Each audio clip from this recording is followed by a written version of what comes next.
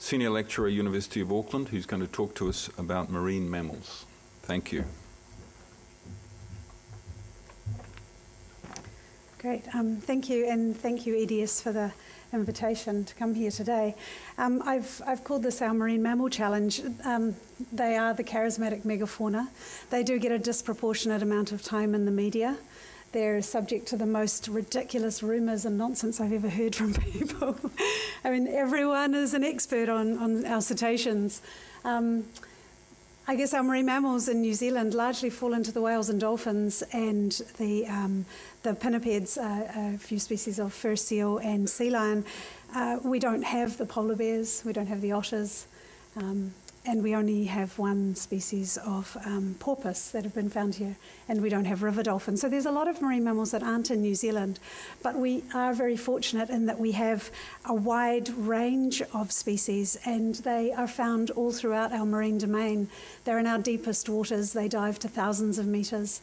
They're in our shallow waters. As Matt said, you know, you just go out there and you see one. It's still out there, by the way, causing havoc.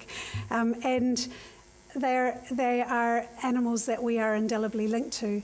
The Pacific voyagers travelled in their waka with the whales. The whale rider stories are very strong stories, and it's no surprise to those of us who study species like the humpback whale shown here.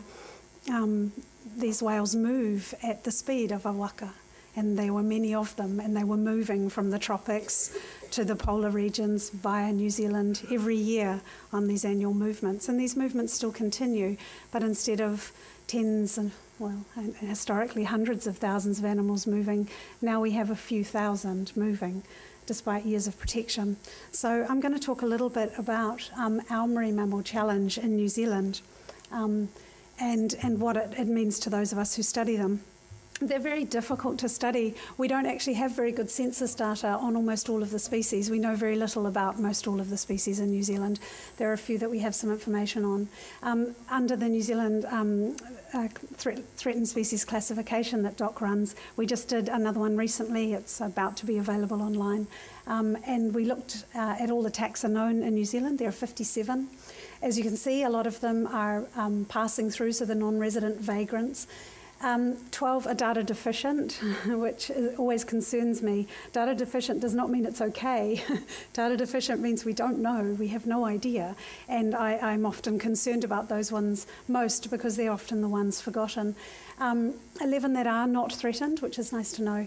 The non-resident migrants are those that pass through but don't spend any meaningful amount of time here. Often those are the very large whales. And then I guess we've got 8 here that I'll talk a little bit more about later that fall into the species of most concern that we know of today. So the species that we have, they range in size and types. We have the gregarious and vivacious bottlenose dolphin. The bottlenose dolphins are found throughout the world, but not all bottlenose dolphins are the same. We have Tursiops truncatus, a very large sort of offshore oceanic form that lives coastally around New Zealand. They're found in the sort of Northland extending down through Auckland region. There's a group of them around the top of the South Island and then a group down around the Fiordland region. And these guys are actually in quite a lot of trouble at the moment, and they're sort of disappearing for a number of reasons, different reasons in different places. A lot of my work, early work, was on them in the Bay of Islands, where when I started in the mid-90s, there were over 400 of them that used the Bay of Islands throughout the year on a regular basis. There's now around 50. And we think largely what's happened is they've been displaced because of too much tourism, boat activity in general. Too much love, I think, has been caused the demise of them. They're not dead, they've just gone elsewhere. I'm trying to work out where that elsewhere is at the moment. So yeah, that's of concern. We have the beautiful common dolphin, aptly named common dolphin. They are found broadly throughout our deeper and coastal waters. There are many of them. They are doing mostly very well, especially now that we've dealt with some of the concerns we had around bycatch and fishing gear, and there's been a lot of effort to change some of the fishing practices to minimise bycatch, but they're doing very well. And similarly, the dusky dolphin, the very beautiful dusky dolphin, particularly well known from the Kaikoura region, is also doing very well. These species are in the order of tens of thousands of individuals, so as you know, generally overall they fall into we're quite happy all as well with them. Of course, we have the killer whale that is very well known throughout New Zealand. I loved it when I worked in Kaikoura. I would be there in the summers, and then I would come up to the Bay of Islands sometime in the winter and see the exact same individuals in both those places, and was always really excited to see how far they moved. And killer whales, there are not many of them, but they are the top order predator. They are the top predator in our marine ecosystem. So there are it's not often that there are very many top order predators in any system. So by nature, there aren't many of them. The system can't sustain many of them, but we do need to watch out for them. And as you'll see, that one in the middle has been hit by a boat. This one here, lovely prop marks along it. And these are issues of concern. Sometimes we come very close to these animals. We like them so much, we invade their place and we cause them harm when we don't mean to. And this is one of those examples.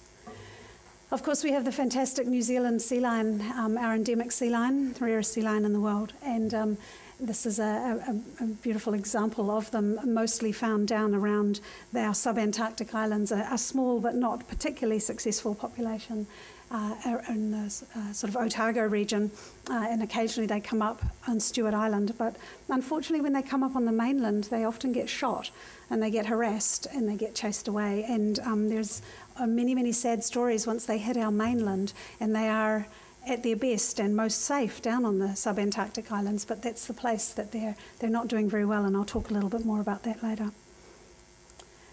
Of course, our New Zealand fur seal. I've watched many New Zealand fur seals decimate many octopus throughout time. I've yet to talk to an octopus biologist as to what happens, sort of around Goose Bay and Kaikoura when the fur seals come in. They will take away a lot of these. The fur seals are an interesting example of a success story. We almost lost them during the sealing, large-scale commercial sealing during the 1800s and early 1900s, and now they're making a comeback. So much so that they're checking out Auckland real estate. You and the dock ranger have spent a lot of this winter going and getting seals from places like Papakura, which has been really interesting. He didn't anticipate that would be part of his job. But they are a success story and they are recovering. The irony is we don't know how many there are. We still have no idea how many New Zealand fur seals there are, but they are doing well. People are complaining about them, which in a weird kind of way is a good sign because it means they're coming back. In another way, it means that we have to be really careful because we have other problems can arise. Of course, we have many large whales, the very large charismatic whales that either pass by, or in the case of the Hauraki Gulf, live here, the Brooder's whale, and this is a Brooder's whale lunge feeding.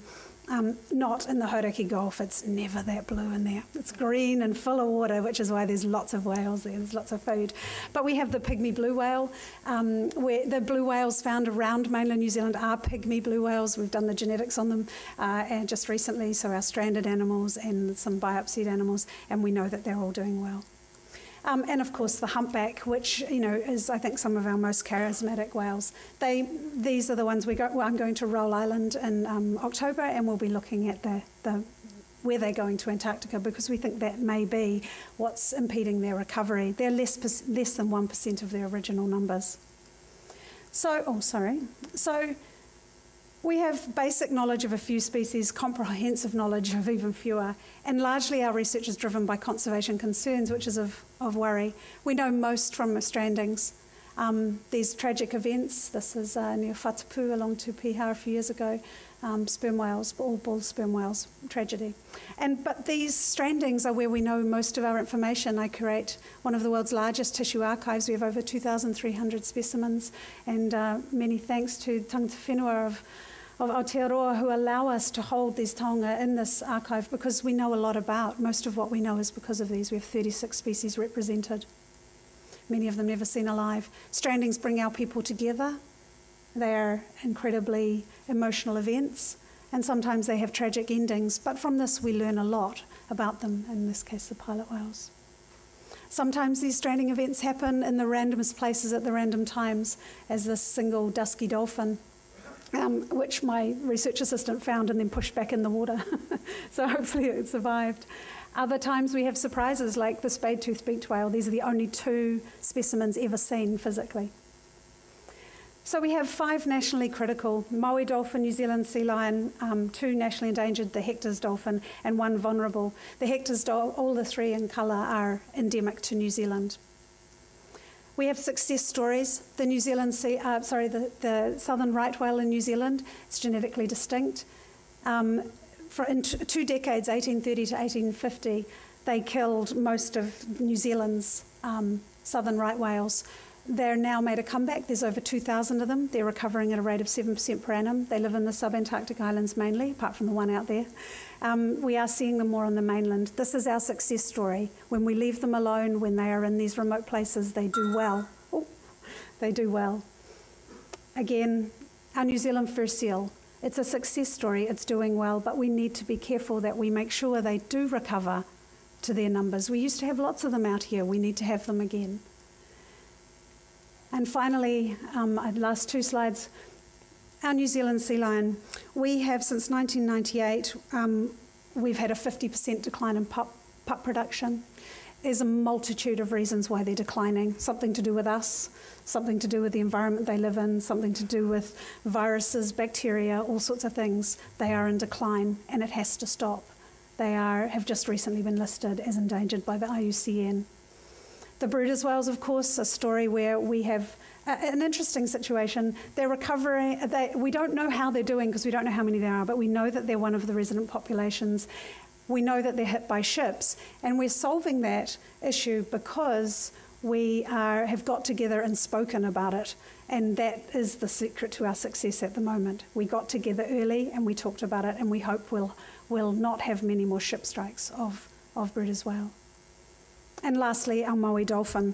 I think this is our most interesting story. The Maui dolphin, currently the estimate is 55. We're doing a new abundance estimate. This may be the next dolphin to go extinct. All the tools that we use to rescue our birds and lizards, even our few success stories we have, we can't use them with Maui dolphin. We don't know what their future holds. And I don't really have any more to say than that. We don't know what our future holds, but what we do know with the Maui dolphin, and who live very close to our coasts here near Auckland, but no one really knows much about them or sees them, even though they're just there. We don't know what to do. I think the thing is that the effects of losses to ecosystems from these animals we don't know what it's going to mean. We don't know how our environment in New Zealand will change with further losses of marine mammals.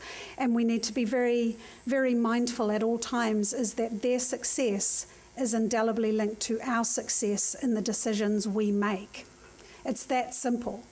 And that, I think, holds for all biodiversity loss and recovery. And I think here is a classic photo. It's us and the southern right whale, one of our success stories, but I don't know how many more we're going to have with our marine mammals, and time will tell, and that's in our hands. Thank you.